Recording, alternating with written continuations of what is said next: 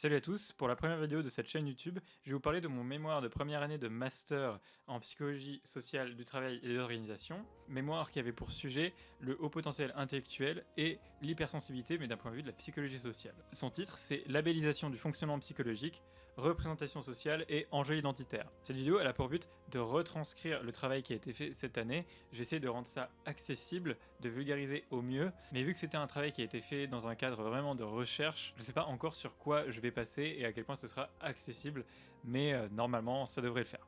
Sans plus attendre, on va pouvoir commencer. Dans notre quotidien, il est assez commun d'entendre certains mots qui essaieraient de définir certaines caractéristiques de notre santé mentale ou de notre fonctionnement psychologique. Au début, ce travail devait porter uniquement sur l'hypersensibilité, mais plus j'ai avancé, plus je me suis rendu compte que le concept de haut potentiel intellectuel se devait d'être traité, il revenait tout le temps en fait. Donc comme je l'ai dit, on va commencer par contextualiser en définissant les termes sur lesquels on va se pencher. Donc pour commencer, l'hypersensibilité, c'est un concept qui a une certaine existence dans la littérature scientifique. En effet, il a été défini par Hélène Aron en 1997. Selon cette personne, l'hypersensibilité serait un trait de caractère inné touchant à peu près 20% de la population, et ça mènerait à une plus grande sensibilité aux stimulus sociaux, environnementaux, ainsi que sensoriels. Donc, cette théorie est née dans l'idée de remettre au goût du jour un concept psychanalytique de Carl Gustav Jung, développé dans les années 1920, qui s'appelle la sensibilité innée. Donc pour commencer, est-ce que ce concept a un intérêt dans la littérature scientifique? Pour mieux, la réponse n'est pas non, puisque Hélène Aron a fait des études scientifiques sur ce sujet, qui ont donné lieu à peu près, pour la première étude, 1 millier de citations, et les autres sont entre-cités. Donc la communauté scientifique n'a pas un intérêt nul pour cette notion. Toutefois, c'est un domaine de recherche, sans être particulièrement jeune, qui reste encore à exploiter. On peut pas encore dire que l'hypersensibilité c'est un concept qui est particulièrement prometteur, et même si on compare à d'autres concepts qui existent déjà, on peut avoir du mal à considérer que l'hypersensibilité peut se démarquer. En tout cas, il faudrait creuser davantage pour voir si c'est suffisamment intéressant. Mais c'est pas l'objet premier de ce travail. Avant d'enchaîner, on va aussi s'interroger sur le positionnement de la clinique sur l'hypersensibilité. Qu'est-ce que la théorie d'Hélène Aron a pu apporter à la psychologie clinique ou à la psychiatrie? Donc déjà, on peut ouvrir notre DSM-5 et constater que il est absent. C'est pas une pathologie répertoriée dans les classifications les plus communes. Le terme hypersensibilité est utilisé à peu près 16 fois de façon assez inégale. Et le terme hypersensible est utilisé à peu près 2 fois. Donc le concept d'Hélène Aron même n'est pas exploité dans le DSM. Ces études ne sont pas citées. Donc c'est un mot de jargon paramédical qui peut être utilisé mais qui n'est pas un concept clair, défini et exploité comme tel, en tout cas communément dans la médecine, dans la psychiatrie, dans la psychologie clinique. Ce qui rejoint un petit peu l'idée qu'on a d'autres concepts meilleurs. Aussi, on peut noter un caractère polysémique du terme. Il y a certaines études qui ont critiqué le fait qu'il faudrait bien cadrer et bien mieux redéfinir le concept d'hypersensibilité. Et ce sans oublier le fait que peut-être qu'on devrait utiliser d'autres concepts qu'on a déjà, qui sont bien plus solides, pour mesurer ou chercher des choses qu'on aimerait chercher avec l'hypersensibilité. Mais avec toutes ces ambiguïtés, disons, on pourrait peut-être considérer que c'est un terreau fertile si cette notion arrive à l'oreille du public pour développer beaucoup de représentations sociales sur ce sujet. Vous verrez, ça va prendre sens. Donc le haut potentiel intellectuel, ou HPI, on peut l'assimiler au terme zèbre, surdoué, précoce, la douance, bref, tout ce qui relève de l'intelligence élevée. En anglais, on utilise surtout le terme gifted, qui veut dire doué, quelqu'un qui a un don. Par contre, il n'y a pas de consensus clair sur la question de ce concept. En effet, le QI, c'est une courbe de Gauss, il suit une loi normale. La moyenne est toujours fixée à 100. Si tout le monde perd 20 points de QI, en fait, on sera toujours à 100. Ça s'ajuste. Donc cette moyenne est fixée de façon arbitraire. Et comme c'est une loi normale, il n'y a pas de seuil où tout change d'un seul coup. Donc, on va aussi fixer une limite arbitraire pour classer la douance. Certaines études le mettent à 120, d'autres à 140. Mais la plus commune, surtout en France, c'est plutôt 130, ce qui correspond à peu près 2% de la population. Parce que dans une loi normale, plus on s'éloigne de la moyenne, plus ça devient statistiquement rare en fait. Et en France, pour le QI, on utilise en écrasante majorité les échelles de Wechsler. Donc ici, on va parler de HPI comme étant intrinsèquement lié au QI, donc plus la dimension psychométrique. C'est très important de cadrer les définitions des termes dans les travaux scientifiques, et donc ici, on va s'intéresser à la définition psychométrique, donc qui utilise le QI. C'est quand même une échelle qui est considérée comme prédictrice d'énormément de choses en psychologie, c'est parmi les construits les plus solides. En témoigne notamment une étude très intéressante de 2021 qui sera en description de Brandweiss et Chabris. Et ici aussi, quand on va parler d'intelligence, on va parler d'intelligence sous le concept des fonctions cognitives, parce que c'est aussi un terme qu'il est important de cadrer. Par ailleurs, il est important de noter qu'en France, les tests de QI sont notamment et la plupart du temps utilisés comme outils cliniques. C'est-à-dire que la passation des tests de QI n'est pas normalisée dans la population. Tout le monde ne le passe pas, contrairement à certains pays où, par exemple, dans les services militaires, on le passe. En France, c'est pas le cas. Donc, certaines populations sont plus à même de passer un test de QI que d'autres. Ce qui est très important de spécifier pour plus tard. Donc maintenant, après avoir passé en revue les tenants théoriques et les intérêts scientifiques des notions les plus importantes de ce travail, on va essayer de voir s'ils ont un intérêt d'un point de vue social. Ce qu'on peut trouver intéressant pour voir l'intérêt d'un objet, c'est voir le nombre de recherches Google qui sont faites à ce sujet. Sur la dernière année, en moyenne, il y a 14 000 recherches Google par mois pour le terme hypersensible, et attention, 52 000 pour le terme hypersensibilité. En tant qu'objet social, le haut potentiel intellectuel, lui aussi, apparemment, suscite un certain intérêt. Le terme HPI, en moyenne sur la dernière année, il est sujet à 138 000 recherches par mois. Pour la défense du terme HPI, il y a eu aussi la série du même nom, HPI, qui a pu contribuer à un gros intérêt de recherche sur la dernière année. Là, vous pourrez voir un tableau avec plusieurs termes que j'ai trouvé intéressants à comparer. Donc là, on peut voir qu'il y a d'autres véritables pathologies qui sont moins recherchées que ces concepts. Mais ça, c'est sur la dernière année. Qu'en est-il de l'évolution au fil du temps ? Il y a un outil super pour ça qui s'appelle Google Trends.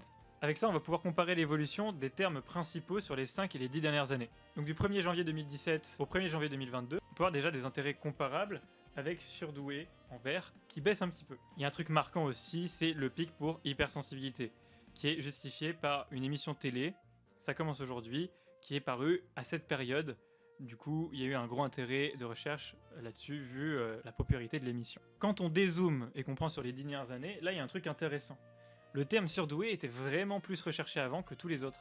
Puis, là où il commence à chuter légèrement, les autres remontent, ce qui fait qu'il est dépassé en termes d'intérêt à partir d'à peu près 2017-2018. Quand on fait un test de Pearson, qu'on peut voir sur ce tableau, on peut voir des corrélations très significatives, globalement positives, à l'exception de surdoué, qui a des corrélations négatives avec hypersensibilité, hypersensible et au potentiel, même si ces corrélations négatives sont bien moins fortes que celles qu'on a entre les autres termes. En soi, l'intérêt pour ces termes paraît assez relié. C'est normal pour hypersensibilité et hypersensible, parce qu'ils parlent de la même chose, mais c'est un peu plus surprenant pour haut potentiel, qui a pas franchement grand chose à voir, comme on l'a vu avec la littérature scientifique d'avant. Il n'y a rien qui les relie. Et c'est assez étonnant de voir que haut potentiel est très corrélé à hypersensibilité et hypersensible. Surtout que surdoué, pas du tout, alors qu'ils veulent dire la même chose. Donc plutôt qu'un lien direct d'un point de vue réel entre ces concepts, c'est-à-dire plutôt scientifique, on va plus voir un lien social. Déjà une évolution de ce qu'on utilise comme mot, mais aussi une association entre différents termes, mais d'un point de vue social. Mais un truc qui va beaucoup nous intéresser, c'est la littérature grand public. Dans la littérature grand public, on peut voir que ces termes sont très utilisés, et ils sont d'ailleurs de plus en plus utilisés au fil des ans. En témoigne ce graphique de Google Books and Gramviewer. Le site de la FNAC propose d'ailleurs énormément de livres sur ce sujet. Ils ont pu être écrits par divers professionnels relatifs à la psychologie, comme des chercheurs, des psychologues ou des psychiatres, mais aussi par d'autres experts aux diverses pratiques, comme des philosophes ou des psychanalystes, voire même des coachs ou juste des personnes dont la profession ou l'activité n'a rien à voir avec la psychologie. Ça peut même aller jusqu'à des trucs un peu spirituels ou ésotériques. Sur ce tableau, on peut voir le nombre de livres proposés par la Fnac.com selon un mot-clé. On voit que dépression est loin devant, avec 2600 livres. Anxiété est derrière, avec 303 livres. Puis après, on a surdoué, bien plus utilisé, parce que c'est un terme qui apparemment est plus ancien. TDAH est juste derrière, ensuite suivi de haut potentiel et hypersensible, et HPE est même plus recherché que hypersensibilité, malgré le fait qu'il n'a rien de scientifique. Après, toutes ces données et corrélations n'attestent pas forcément d'un véritable lien à l'échelle sociale entre toutes ces notions. Toutefois, on pense que ces données, de par leur intérêt croissant et manifestement important actuellement, en plus des comportements de recherche d'informations qu'on peut retrouver beaucoup dans des comportements de santé, ça peut nous amener à nous questionner et sur les éventuelles conséquences que ça peut avoir à l'échelle sociale. Étant donné l'intérêt manifeste que peuvent avoir ces objets, on pense que ça peut vraiment être intéressant de les investiguer avec la théorie des représentations sociales. Mais avant ça, on va apporter une définition. Les jurys de mon mémoire m'ont dit que c'était assez rare, même assez couillu, d'apporter un nouveau concept, un terme, définition, dans un mémoire de Master 1. Dans mon mémoire, j'ai défini ça pour cadrer, mais j'ai pas vraiment exploité le terme comme un véritable concept. Mais on m'a dit qu'en fait, ça marchait plutôt bien. Du coup, je vais profiter de cette vidéo pour apporter un peu plus de poids à la définition suivante, qui est les labels sociaux de fonctionnement psychologique. Un label social de fonctionnement psychologique serait caractérisé par un nom, articulé à l'échelle sociale essentiellement par des théories naïves ou des croyances, et qui tente d'expliquer comportement, cognition, relations interpersonnelles ou problématiques de santé mentale. On va donc utiliser ce terme pendant toute la vidéo pour parler de l'hypersensibilité ou de haut potentiel notamment. Label social de fonctionnement psychologique, LSFP.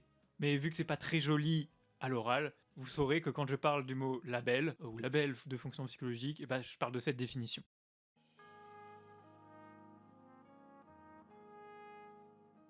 Du coup, la première théorie qu'on va utiliser, c'est celle des représentations sociales. Cette théorie a été élaborée par Serge Moscovici dans son ouvrage La psychanalyse, son image et son public, paru en 1961.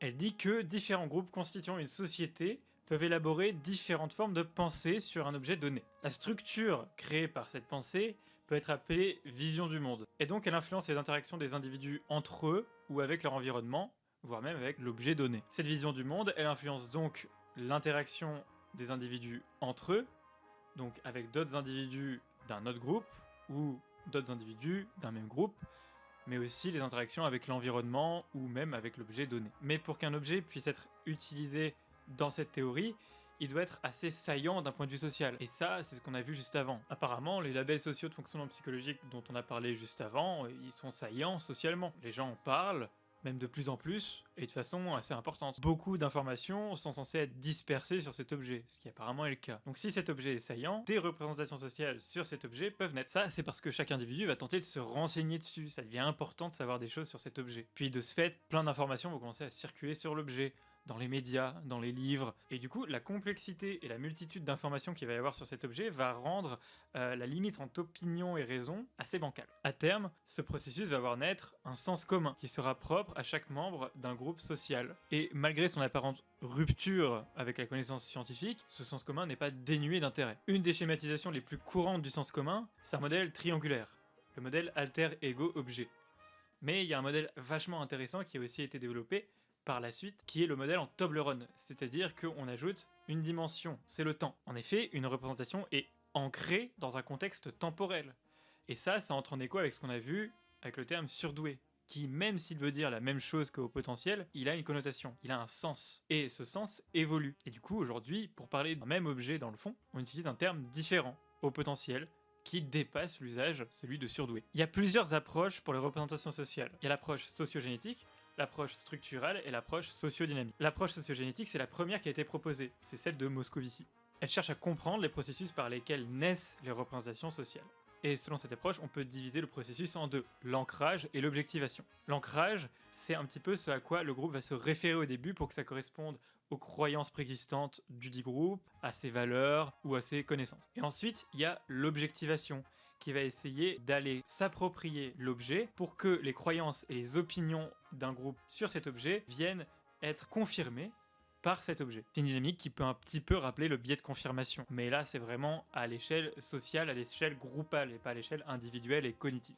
La deuxième approche, l'approche structurale, elle a surtout été portée par un chercheur qui s'appelle Abric. Stop, c'est le Ricky du montage, je viens vous sauver parce qu'en fait la partie sur l'approche structurelle est un peu inutile pour la suite et pour rendre ça plus digeste, je vous l'épargne. Donc on passe directement à la troisième approche. Et l'approche qu'on va préférer pour ce travail, c'est l'approche sociodynamique. Elle prend en compte l'organisation de la société, c'est-à-dire les normes, les rôles sociaux et les impacts communicationnels. Donc dans les interactions entre les individus, c'est aussi des interactions entre différents groupes sociaux, différentes échelles sociales même. Cette approche est surtout portée par Doise, qui va un petit peu remixer le concept d'ancrage. Il va le diviser en trois. Pour lui, il peut être d'abord psychologique, donc il applique une représentation plus ou moins en accord avec une croyance préexistante, sociologique, avec des rapports entre les individus et groupes sociaux. Et le dernier ancrage, il est psychosociologique, c'est-à-dire le positionnement d'un groupe par rapport à la représentation et aux autres groupes.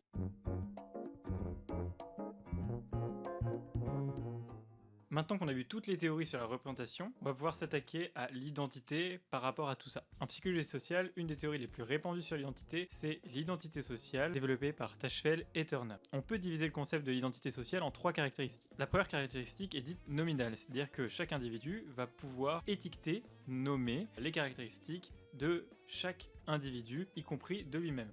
Il peut aussi percevoir s'il partage ou non ses caractéristiques avec d'autres personnes, ce qui peut amener à la création de la notion de groupe. Le deuxième caractère notable de l'identité sociale, il est normatif. Chaque caractère qu'on peut associer à l'identité va se plier à certaines normes qui va pouvoir nous faire ajuster nos comportements et nos attitudes afin de rejoindre ou de ne pas rejoindre certains groupes sociaux. Enfin, l'identité sociale est dite subjective, c'est-à-dire que chacun peut s'identifier ou non à un groupe social. Et notre perception de notre identité va s'ajuster en fonction de si on veut ou pas appartenir à un groupe. En ce qui concerne l'identité par rapport aux représentations sociales, celle-ci peut à la fois être un produit, un marqueur et un régulateur identitaire. Ce processus peut donc contribuer au fait qu'on accentue les différences avec les gens d'un groupe différent et qu'on sous-estime les points communs avec des individus d'un autre groupe. On peut aussi s'interroger sur les motifs qui peuvent nous mener à avoir une représentation sociale, et ce d'un point de vue identitaire. Il y a un certain enjeu à comprendre et s'approprier notre environnement. Et là où c'est pour être individuel, Denise Jodelet nous propose de voir ça sous un angle plus collectif. Pour elle, c'est non seulement des pensées pratiques et compréhensives, mais aussi communicationnelles, donc il y a vraiment un enjeu collectif. L'usage d'un terme d'identification en collision avec les représentations sociales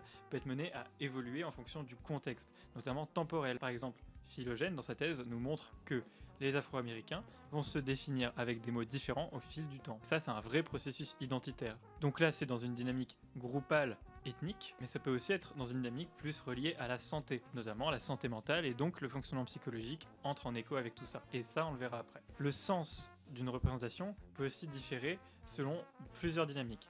On peut considérer une dynamique conjoncturelle.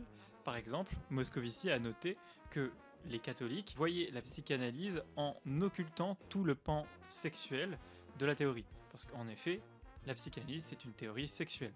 Sauf que la sexualité, c'est pas forcément un sujet avec lequel les catholiques étaient à l'aise, surtout dans les années 50-60. Donc, dans une dynamique conjoncturelle, cette représentation de la psychanalyse avec la sexualité occultée se construit face à l'objet, de sorte à préserver le groupe d'une éventuelle menace que pourrait représenter ce pan de l'objet. Molinet, en 1993, a proposé une autre théorie, une autre dynamique plutôt structurelle. Donc selon Molinet, le groupe va construire ce qui fait sa particularité sur la représentation sociale. Donc là, l'enjeu identitaire, il est bien mis en avant. Du coup, s'il s'agit de construire la particularité d'un groupe sur la représentation d'un objet, qu'en est-il de la régulation des représentations de soi par rapport aux représentations sociales? Tachel et Turner avaient déjà parlé de la régulation d'identité positive de soi. Pour améliorer l'image de son groupe ou de soi-même, l'individu peut être amené à adhérer ou non à certaines croyances ou représentations. Ou alors on peut être amené à valoriser un attribut qui est présent au sein d'un groupe ou à dévaloriser un attribut absent dans notre propre groupe. Et en l'inverse, dévaloriser les attributs présents dans notre groupe et valoriser les attributs qu'ils n'ont pas.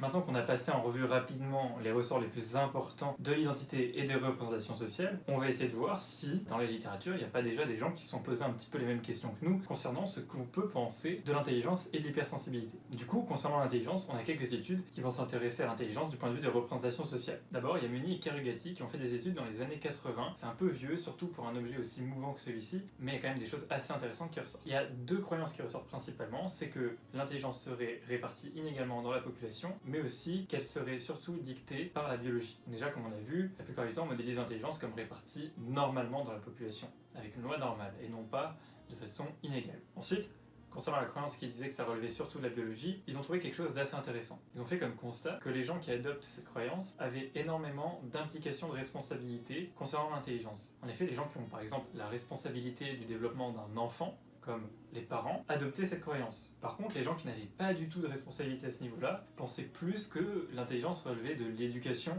plutôt que de la biologie. En fait, quand on éduque un enfant, on est responsable du fait qu'il va devenir intelligent ou non si on croit que c'est l'éducation qui dicte l'intelligence. Ou, dans l'idée de préserver une image positive de soi, on va justement se dire que c'est la biologie qui dicte le plus l'intelligence plutôt que l'éducation. En vérité, c'est plutôt les deux. Puis de savoir vraiment ce que c'est plus l'un ou l'autre, ici ça ne nous intéresse pas. C'est plutôt de voir comment les croyances sont ajustées en fonction des contextes et de l'implication de l'individu au niveau de son identité. Une toute autre étude de Tavani en 2009 a tenté d'investiguer les représentations des enfants surdoués. Ils ont pu observer que la curiosité et surtout la sensibilité étaient particulièrement mises en avant par les gens qui étaient déjà familières avec ce concept quand on leur a demandé. Il y a Christine Sanchez en 2021 qui s'est interrogée sur les représentations des professionnels de l'enfance concernant le HPI chez l'enfant. Déjà, les personnes lambda voyaient plus le HPI comme quelque chose qui touche aux performances, qui serait amélioré par la grande intelligence de ces personnes. Par contre, les professionnels de l'enfance vont voir les HPI comme plus singuliers au niveau émotionnel et des relations sociales, avec des besoins spécifiques. Et malgré le fait que les psychologues sont censés être formés et avoir des compétences sur la cognition,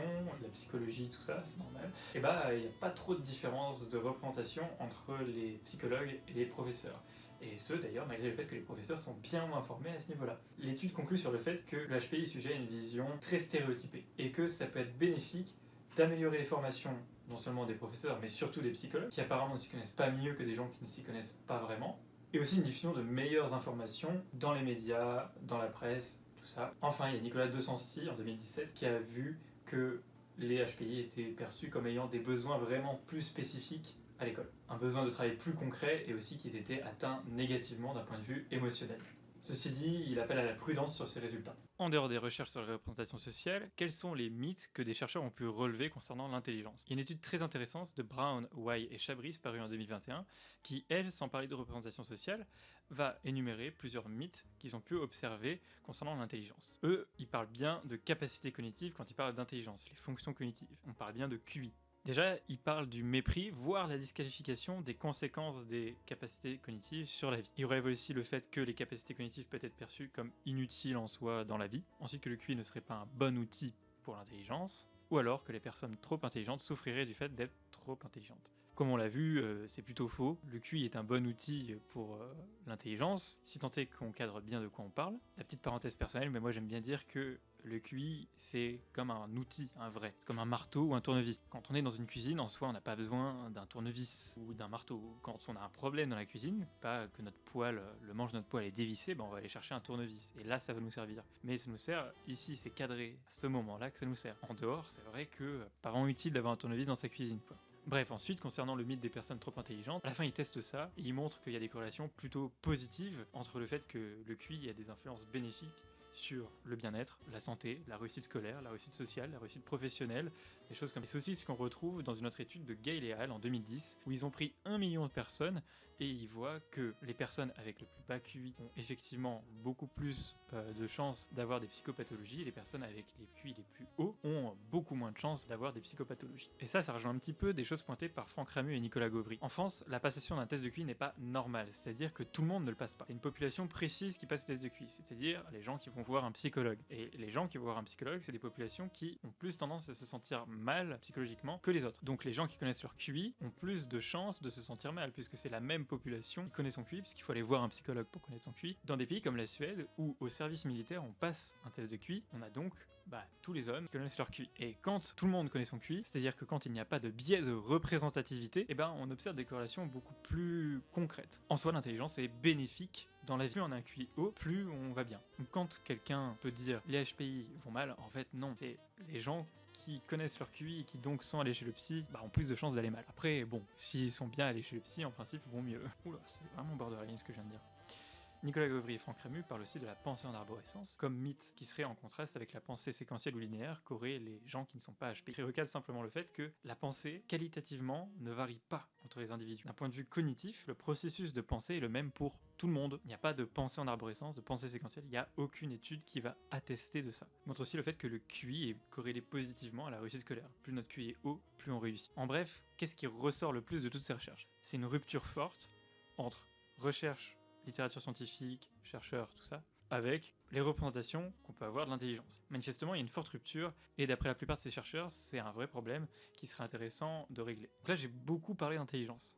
Mais du coup, qu'en est-il de l'hypersensibilité? Pas grand-chose, il n'y a pas vraiment beaucoup d'études, en vrai j'en ai pas trouvé en fait, qui essayent de voir ce que les gens pensent de la sensibilité, et notamment de l'hypersensibilité. Du coup, ce travail, il est pas là pour rien, parce qu'on va un peu être les premiers à questionner ça, et surtout du point de vue des représentations sociales. Avec tout ça, c'est bon. On a notre question de départ qui est: que pensent les gens de l'hypersensibilité? On a pu élargir ça à l'intelligence, et on voit d'ailleurs que ces sujets, c'est vraiment des sujets saillants. On a des théories qui nous permettent d'aborder ça, Maintenant, on peut formuler une problématique. Donc, notre problématique, c'est quelles sont les représentations sociales et enjeux identitaires des labels sociaux de fonctionnement psychologique communiqués par les supports littéraires en France. Pour répondre à cette question, on va élaborer une méthode que je vais vous expliquer ici. Donc déjà, on a opté pour une méthodologie assez originale. Déjà, c'est une méthodologie qualitative et pas quantitative. C'est-à-dire que je vais pas faire un questionnaire avec des chiffres, tel gens pense ci, en termes de nombre, tant de gens pensent ça. C'est pas le plus rigolo. Nous, on va prendre une analyse lexicométrique. C'est-à-dire qu'on va prendre un corpus de données, un corpus de texte, et on va le faire analyser par un logiciel, et on va essayer de voir ce qui en ressort. On a plein de supports écrits, les réseaux sociaux, les commentaires, des choses comme ça, mais d'un point de vue technique, c'est délicat. Du coup, s'orienter sur la littérature, les livres, c'est vraiment un compromis intéressant, et on va pouvoir dégager pas mal de choses, vous allez voir. Donc déjà, notre base de données, c'est la Fnac.com. On en a déjà parlé avant, puis aussi, à la base, on voulait parler des commentaires, et la Fnac était pas mal pour ça, mais ça aurait été trop inégal, trop peu de livres qui sont commentés. Du coup, on s'est focus sur les titres et les résumés. Donc on a choisi des livres qui répondaient aux mots-clés hypersensibilité, hypersensible, zèbre, HPI, tout ça. Ont évidemment été exclus les livres qui parlaient de zèbre, l'animal, parce que c'est pas le sujet. Ou alors, quand on tape par exemple le terme précoce, on va pas garder les livres pour l'éjaculation précoce. On a enlevé les doublons, parce que des fois il y a des livres qui sont réédités, il y a plusieurs éditions, des trucs bonus. Et on n'a pas gardé le nom des auteurs, on a remplacé ça par non-auteur, et puis on a aussi classé avec des variables, profession, tout ça. Au total, il y a 236 livres qui ont été recueillis. On les a numérotés, gardés par thème, intelligence ou hypersensibilité, et on a fait ça propre, on a codé ça d'une certaine façon, rien de bien méchant, pas du codage informatique, mais juste pour que le logiciel puisse lire le fichier, le reconnaître et traiter les données comme il faut. Le logiciel, c'est Iramutech. C'est un logiciel libre, open source, développé par Pierre Ratino. Il permet d'utiliser la méthode Reiner. Cette méthode est justement utilisée pour étudier la production de représentations sur la base de mondes lexicaux, comme Reiner t'appelle ça. C'est une méthode qui a déjà été utilisée pour étudier les représentations sociales. Je vous épargne tous les détails du codage du corpus, je vous mets quelques images pour les geeks entre guillemets, mais vulgairement ce qu'il faut retenir, c'est que ça a marché. Là, on va passer au résultat, et c'est là que ça va devenir intéressant, croustillant, croquant, gourmand. On a procédé à 3 analyses avec 3 corpus. Le premier corpus, c'est le corpus complet, avec les 236 bouquins. Le deuxième, c'est un corpus de 104 livres qui traite d'hypersensibilité. Et le troisième, c'est un corpus de 153 livres qui parlent d'intelligence. Évidemment, si vous additionnez les deux, ça fait pas 236, parce que des livres peuvent parler des deux sujets.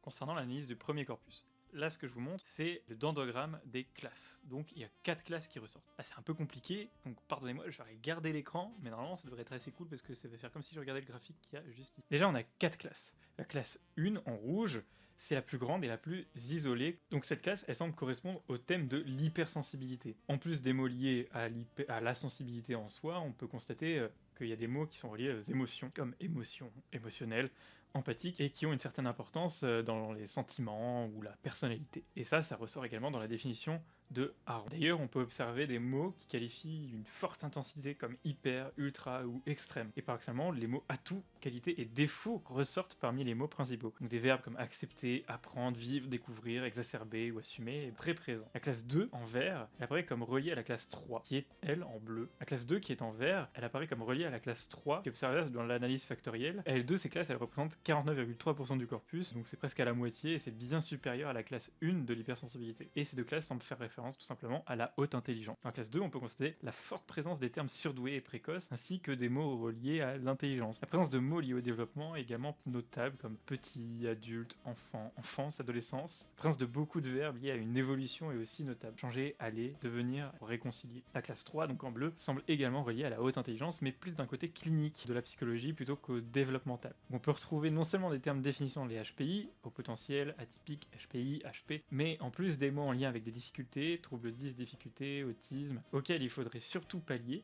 accompagner, aider, repérer, comprendre, intégration, astuces, permettre. Le champ scolaire et éducatif semble particulièrement ressortir. Enseignants, enfants, parents, apprentissage, maison, école, élèves. Et enfin, la 4e et dernière classe, à 14,8% en violet, est manifestement la plus modeste, et celle-ci se réfère clairement aux auteurs, aux praticiens, aux disciplines, les personnes référentes ou crédibles pour parler du sujet ou aider les gens grâce à ces livres. Les noms des auteurs, non-auteurs, ainsi que leur statut, qualification, pratique, voire milieu d'exercice ressortent particulièrement dans cette classe. En même temps, on va pas se cacher que c'est de coutume de parler vite fait de l'auteur d'un livre, et ce, peut-être peu importe le livre. En tout cas, là, ça ressort particulièrement. Donc, déjà, d'un point de vue plus théorique, cette première analyse nous éclaire un petit peu sur les questionnements qu'on avait. Déjà, l'hypersensibilité est clairement distinguée de la haute intelligence. Donc, on parle pas exactement de la même chose, même si on a vu plus tôt que c'était relié. Quand les gens en parlent, ils en parlent pas de la même manière. Par exemple, le champ des émotions, des sentiments, semble quand même plus relié à l'hypersensibilité qu'à l'intelligence. On peut dire que cette thématique a un petit peu le monopole concernant tout ce qui est affectif ou socio-cognitif. Par contre, la haute intelligence a clairement le monopole d'un point de vue clinique et développemental. Aussi, on peut voir que l'hypersensibilité et la haute intelligence ne semblent pas opérer de la même manière ou dans les mêmes systèmes, comme à l'école, dans les relations avec les autres. C'est une distinction qu'on peut voir dans ce corpus complet. Et enfin, il y a quand même un gros poids des vecteurs d'information, c'est-à-dire des gens qui vont communiquer à ce sujet, des disciplines qui en parlent, des choses comme ça. Ça, c'est un poids très important dans ce corpus complet. Donc, on a quand même quelques petites matières. Mais en vrai, l'analyse générale de ce corpus, elle suffit pas. Et ça justifie un petit peu le fait de le diviser en 2 autres sous-corpus. Passons maintenant au corpus sur l'hypersensibilité. On se retrouve cette fois avec 4 classes. La première, en rouge, semble pas mal liée à la deuxième qui est en vert. Et ces 2 dernières sont justement liées à la troisième classe qui elle est en bleu. Et ça, c'est d'autant plus visible sur l'analyse factorielle. La classe 1 en rouge semble pas mal liée à tout ce qui est cognitif et comportemental. On retrouve des mots comme sensible, gérer, comportement, entendre, stimulus, mais aussi au champ de l'éducation, avec enfants, jeunes, adultes, adolescents. On pense que cette classe peut potentiellement entrer en écho avec le sujet de l'intelligence, comme on retrouve des mots comme précoce, surdoué et haut potentiel. Ensuite, dans la classe 2, on va retrouver tout ce qui va qualifier l'hypersensibilité. Donc on a tout simplement les mots comme hypersensible, HPI, haut potentiel, particularité, différence, mais aussi ce qui va l'affecter. On a l'expression fleur de peau, décalage, souffrance, fatigue, difficulté, ou alors ce que peuvent faire les personnes qui en ont ou le sont, c'est-à-dire comprendre, dépasser, décrypter, expliquer. Classe 3, donc en bleu, va se concentrer sur le positif de cet attribut. Et c'est intéressant qu'il y ait cette classe qui ressort. En effet, l'hypersensibilité peut parfois être perçue comme pouvant être un avantage d'après cette classe, où on a les mots comme atout, heureux, amoureux, amour, exploiter, potentiel, apprendre, vie, super pouvoir, utiliser, créativité, libérer, accueillir, exprimer. On peut aussi trouver des caractéristiques qui peuvent définir la notion d'hypersensibilité. Donc on a sensibilité, empathie, caractère, émotionnel, intelligence. Et enfin en violet, la classe 4 est tout aussi assimilable à la classe 4 du corpus complet. Donc on a essentiellement des références aux auteurs et plus largement ici aux solutions peuvent être apportées par le contenu du livre. Donc ce qui se réfère aux auteurs, c'est tout simplement auteurs, non-auteurs ou leur statut, psychologue, psychothérapeute, coach, avec leur discipline ou le caractère du livre peuvent ressortir. On pense aussi qu'on peut interpréter cette classe comme des arguments de vente, parce que les livres, ça reste des produits sur un site de vente. En ce sens-là, ils doivent être perçus comme crédibles pour être achetés par le client. Donc on a best-seller, études, guides, recherche, expérience concrète, réponses, connaissances, conseils. Mais on peut aussi noter la présence de mots associables au vocabulaire de la psychologie clinique. Donc on a TDAH, troubles ou d'autres labels de fonctionnement psychologique comme atypique, zèbre. Quand on regarde le dendrogramme ou l'analyse factorielle, on voit que cette classe semble moins liée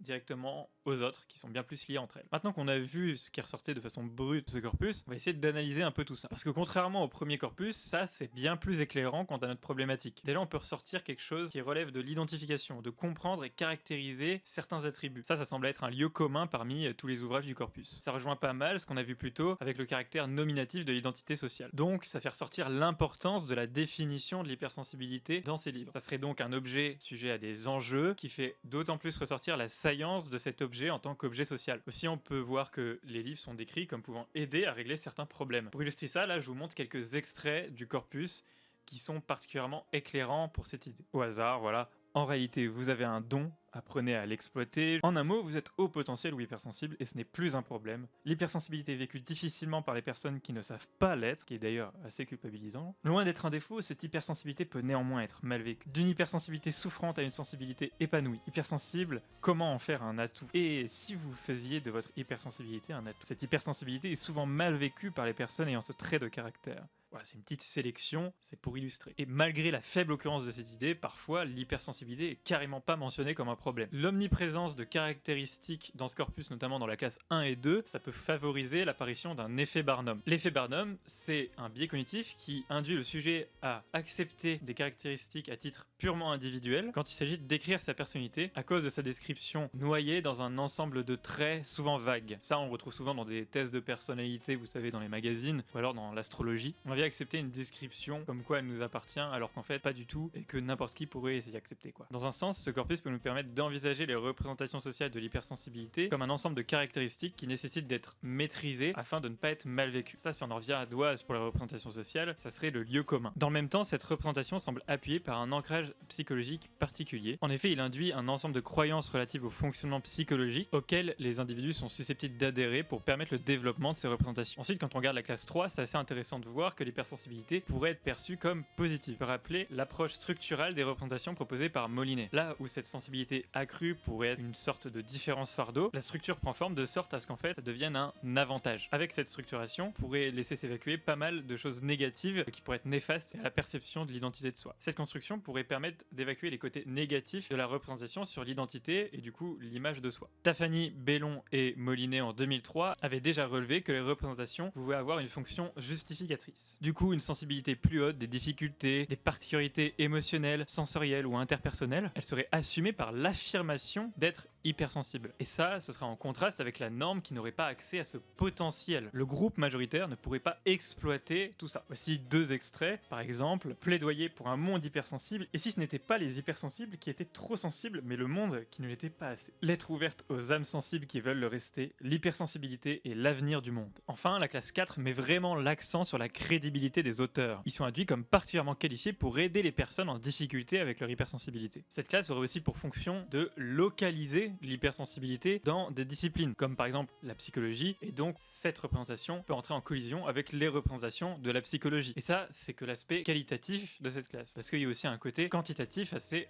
important. Elle apparaît regrouper une multitude d'arguments de vente. On a donc des énumérations de qualifications professionnelles ou académiques qui peuvent encore augmenter la crédibilité des auteurs. Et s'il n'y a pas ça, l'auteur est montré comme crédible parce que c'est aussi un hypersensible, ou alors particulièrement un hypersensible qui a réussi à maîtriser son hypersensibilité, qui donc va pouvoir aider l'individu dans cette quête. Encore une fois, tout ça, ça rappelle le caractère de produit de ces livres. Là, quelques exemples. Spécialiste de l'hyperempathie, non-auteur, spécialiste de l'hypersensibilité, le docteur, non-auteur, et psychiatre, spécialiste de l'hypersensibilité et de l'hyperempathie, conférencière de renommée internationale, non-auteur et psychothérapeute et chercheuse en psychologie. Elle est reconnue internationalement. Non-auteur, psychologue clinicienne et psychothérapeute, non-auteur, psychologue clinicienne et psychothérapeute, non-auteur et psychanalyste et docteur en sciences humaines, fondateur du Centre d'études et de recherche en psychanalyse, non-auteur et psychanalyste, docteur en psychopathologie, créateur du Centre d'études et de recherche en psychanalyse. Bon, apparemment c'est le même auteur. Non-auteur et philosophe, psychologue clinicienne, formatrice et hypnothérapeute. Maintenant qu'on a fini sur le corpus sur l'hypersensibilité, on va pouvoir passer au corpus sur l'intelligence. Cette dernière analyse n'a débouché que sur 3 classes, contrairement aux autres qui en avaient 4. En rouge, on a la classe la plus conséquente de cette analyse. Elle semble centrée sur l'aide pratique, qui semble au cœur du vocabulaire. Donc on peut retrouver des mots reliés au cadre psychothérapeutique, comme émotion, conseil, données, outils, adaptés, concrets, troubles, exercices, confiance, pistes gérées, émotionnel, 10, apprentissage, mais également à des milieux possiblement impactés par cette haute intelligence, comme le quotidien, maison, école, classe. Paradoxalement, le poids énorme de cette classe liée au thérapeutique entre en contradiction avec les études qu'on a pu voir avant sur le manque d'impact négatif du haut potentiel intellectuel sur la santé, qui au contraire serait plutôt bénéfique. En vert, on a la classe 2 qui semble reliée à la 3 qui elle est en bleu. On peut voir les qualificatifs principaux du haut potentiel, donc haut potentiel, HPI, précoce, surdoué, mais aussi les personnes concernées ou ciblées par les ouvrages, donc enfants, adolescents, femmes, population, mères, hommes, ou du vocabulaire lié à l'évaluation de l'intelligence, quotient, intellectuel, psychologue, clinicien, intelligence. Et du coup, en dernier, la petite classe 3, en bleu, semble plutôt reliée à différents mal-être comme la solitude, décalage, quête, justice, décrocher, hyper, extrême, perdre, ainsi qu'à certaines cognitions, sentir, sentiment, aimer. Déjà, on peut constater l'absence de la classe liée au vecteur d'information, les classes 4 des 2 précédents corpus, avec surtout les qualificatifs des auteurs, des choses comme ça. Mais ce qu'on peut voir le plus dans ce corpus, c'est que le discours est clairement articulé autour d'une dynamique clinique. Aux yeux de ces ouvrages, beaucoup de difficultés semblent entourer le haut potentiel intellectuel, ce qui est encore une fois étonnant comparé à la littérature scientifique qu'on a vue plus tôt. Donc là, on a quelques petits extraits avec le titre L'accompagnement thérapeutique des hauts potentiels, mieux comprendre les surdoués pour les aider efficacement. Pourquoi les individus brillants sont-ils trop souvent considérés comme malades? On va passer sur un autre. Ces enfants dont les difficultés au quotidien sont mieux comprises grâce à l'identification des particularités liées au HPI, mais aussi aux troubles pouvant être associés, troubles des apprentissages et ou attentionnels, émotionnels, comportementaux. L'enfant atypique, hyperactif, haut potentiel, 10, Asperger, faire de sa différence une force. Donc on retrouve un petit peu aussi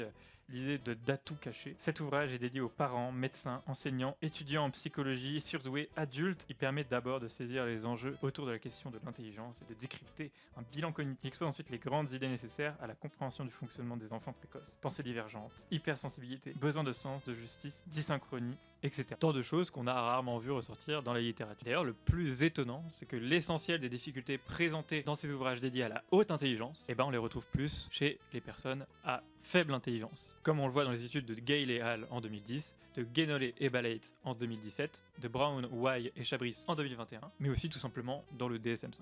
Et ça, c'est pas sans rappeler les constats de Moscovici en 1961 sur les représentations de la psychanalyse et de la sexualité des catholiques. Un groupe social se sentant concerné par la haute intelligence pourrait avoir des représentations qui entrent en friction au sujet de la basse intelligence, ce qui leur ferait donc occulter les caractéristiques imputable à celle-ci. On pourrait même qualifier cette occultation par une certaine forme d'appropriation. On en reparlera plus tard, mais je vous laisse imaginer les petits soucis que ça peut amener. Du coup, dans la même idée, il y a l'aspect développemental du haut potentiel et ces diverses problématiques qui sont présentes dans ce corpus. Et comme on l'a dit plus tôt, malgré le fait que les études de Munich et Rugati des années 80 datent un petit peu, nos constats, ils sont quand même assez similaires. Ici, un enfant dit difficile, comme souffrant d'une trop haute intelligence ou d'une pathologie neurodéveloppementale, comme par exemple le TDAH qui est présent dans la classe 1, trouble neurodéveloppemental qui serait particulièrement lié à la haute intelligence, ça serait socialement plus acceptable que ce trouble tout seul, sans aucun lien avec la haute intelligence, voire même avec une intelligence plus basse. Ou alors, la présence et l'importance donnée à toutes ces caractéristiques protégeraient l'identité positive des parents et des professeurs responsables de l'éducation de l'enfant. Cet aspect développemental reste présent dans la classe 1, mais dans la classe 3, on retrouve aussi par exemple les notions d'échec et de décrochage liées du coup au champ scolaire. Donc on voit un peu la présence d'un double paradoxe entre guillemets. Donc déjà, l'enfant trop intelligent pour réussir, qui est quand même relativement paradoxal. Mais ce qui est d'autant plus paradoxal, c'est que ces livres, censés être caution de savoir, entrent en contradiction avec les études, encore une fois, qu'on a vues plus tôt. On voit avec ces extraits, les adolescents HPI sont nombreux à rencontrer l'échec scolaire, le décrochage ou la phobie scolaire, ce qui est en soi faux quand on prend les statistiques de tous les HPI, et pas uniquement des HPI détectés en France, encore une fois avec le biais de représentativité. Puis voilà, il y a d'autres extraits que je vous laisse lire en mettant pause. Toujours un peu long de lire les extraits. Concernant le point de vue des représentations sociales, si on prend l'ancrage sociologique, on peut expliquer le développement de certaines représentations sur ce sujet. Par là, certains groupes sociaux, comme par exemple les parents de jeunes enfants, sont plus à même de développer ces représentations. De plus, on peut constater que ces représentations s'imbriquent pas mal dans des croyances qu'on a vues dans les articles évoqués plus tôt. Ces représentations concerneraient probablement les auteurs de ces livres, en tout cas c'est ce qui ressort dans ce qui est communiqué dans les titres et les résumés de ces bouquins. Pour finir, en plus du fait que ces caractéristiques dégagées ne soient pas communes et particulièrement une tendance chez les HPI, s'avère même plutôt être plus rare que dans la population générale. Sans compter que toutes ces problématiques, la population générale peut en souffrir, mais aussi, comme dit plus tôt, les personnes avec une intelligence plus basse. Et là on retombe facilement sur la théorie de l'identité sociale de Tachfeld et Turner, où on observe une diminution des similarités entre deux groupes différents. Donc ici, les HPI et les non-HPI. Et cette diminution s'opère par les groupes qui se sentiraient concernés par le sujet de la haute intelligence.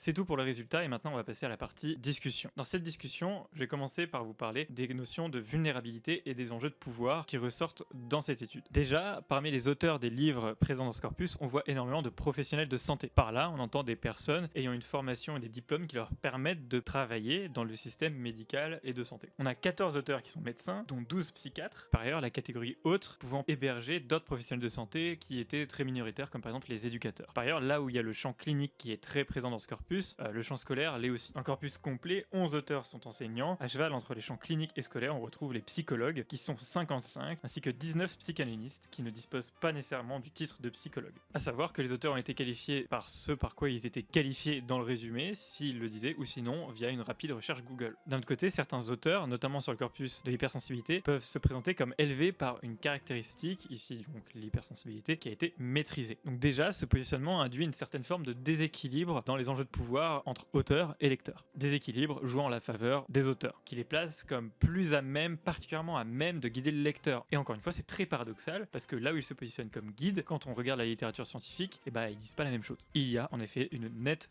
rupture entre littérature scientifique et cette littérature-là. Et du coup, quels groupes sociaux sont vulnérables ? Déjà, là où il y a une forme de lieu commun entre tous ces labels liés à la haute intelligence et à l'hypersensibilité, toutefois, ce lieu commun ne débouche pas forcément sur un consensus entre les groupes sociaux concernés. Toutefois, notre méthodologie ne nous permet pas de dégager les groupes sociaux susceptibles d'adhérer à ces croyances et représentations. Malgré cette lacune, on peut quand même voir que certains groupes sont ciblés par ces livres, notamment les parents de jeunes enfants. Certains autres groupes semblent manifestement concernés, comme les personnes en souffrance, que ce soit en souffrance clinique avec une pathologie ou juste en souffrance en quête de bonheur. Donc on a quand même une certaine médicalisation dans le discours et des injonctions au bonheur. Gallars et Hall en 2011 ont effectivement parlé de recherche d'informations en ce qui concerne les informations de santé, et ces livres peuvent entrer dans ce qu'ils listent comme étant des canaux informatifs. Pour résumer, on a une certaine position de pouvoir chez les auteurs et une certaine forme de vulnérabilité chez les lecteurs, ou du moins chez les personnes ciblées par ces livres. Cela débouchant manifestement sur un certain déséquilibre. Au-delà même des arguments de vente des livres en tant que produit de consommation, il y a quand même un gros enjeu identitaire qu'on a pu faire ressortir du corpus grâce à nos analyses. Là où ces labels sociaux de fonctionnement psychologique peuvent contribuer à une différenciation, voire marginalisation de certaines personnes, les enjeux identitaires peuvent susciter des questionnements plus profonds, comme notamment sur la démarche de ces auteurs. Mais ce qui paraît quand même le plus préoccupant, c'est que manifestement, il y a une souffrance dégagée de ce corpus. Ces souffrances, elles sont réelles, malgré le fait qu'elles ne concernent pas forcément les catégories qui ressortent de ce corpus. Il y a quelque chose à faire à ce niveau-là pour vraiment réduire le niveau de souffrance de ces individus. Toutefois, est-ce que ces livres sont la meilleure solution, la meilleure approche? Vu la rupture avec la littérature scientifique, on peut vraiment en douter. L'omniprésence de la présentation d'identité positive qu'on a pu faire ressortir avec ce corpus, ça trahit des inégalités et des stigmatisations qu'on peut relier au champ de la santé mentale et à l'éducation en général. Certaines populations semblent manifestement avoir besoin d'aide et d'accompagnement, et ces livres et ces auteurs peuvent constituer une certaine issue vers laquelle ces populations peuvent se tourner. Cependant, à l'inverse des interventions visant les inégalités dans le champ de la santé, qui opèrent à l'échelle collective, ces livres n'opèrent qu'à l'échelle individuelle. Et ces interventions à échelle individuelle s'avèrent rarement efficaces, voire contre-productives. Encore une fois, on peut douter que ces ouvrages puissent apporter des solutions efficaces à ces personnes en souffrance. Et du coup, d'un point de vue structurel, les enjeux sur lesquels on a réussi à mettre le doigt du coup avec ce corpus, ça trahit des vrais besoins, des réels enjeux éducatifs et sanitaires qui devraient être réglés de façon structurelle ou systémique. Et malheureusement, là on aurait aimé pointer un phénomène nouveau, on n'a pas la prétention. C'est malheureusement quelque chose qu'on pouvait déjà constater. Mais on en a quand même les échos jusqu'ici. Et même en constatant l'intérêt fort et croissant sur ces problématiques, on peut même formuler une certaine inquiétude aujourd'hui. Peut-être que ces problématiques s'accentuent avec le temps. Pour terminer, on va formuler les limites et les ouvertures de ce travail.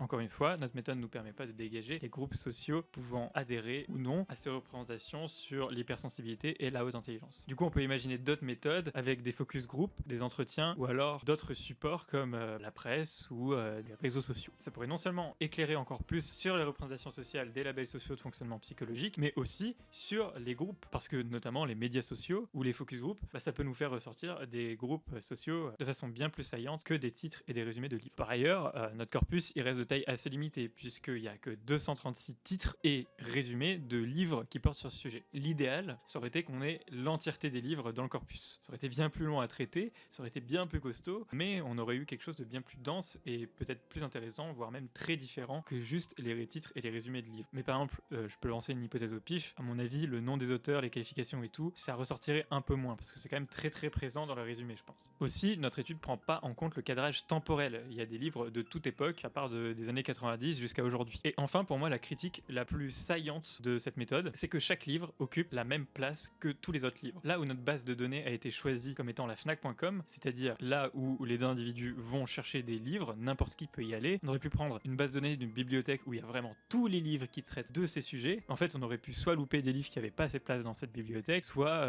trouver des livres qui, au contraire, ne seront jamais achetés par le grand public et qui du coup sont pas représentatifs. Mais l'autre problème, c'est qu'un livre qui a été vendu, je sais pas, 12 000 fois, il est une seule fois dans le corpus. Un livre qui a été vendu 1000 fois, il est aussi une seule fois dans le corpus. Donc on aurait pu mettre le livre une fois par nombre de 500 ventes, je sais pas. Du coup, on aurait eu peut-être une représentation plus fidèle des représentations sociales. Pour conclure, les enjeux liés à l'information et à la communication sur ces labels sociaux de fonctionnement psychologique entrent en collision avec des réelles problématiques de santé, d'éducation et de science. S'interroger non seulement sur les contenus diffusés, mais aussi sur qui les communique et comment, ça pourrait permettre une meilleure compréhension de ce type de problématiques. On pourrait espérer des évolutions dans les représentations sociales au sein des groupes sociaux cruciaux, afin que peut-être à terme on puisse voir des vraies mesures structurelles efficaces pouvant venir en aide aux problématiques qu'on a pu dégager dans les analyses de ce corpus.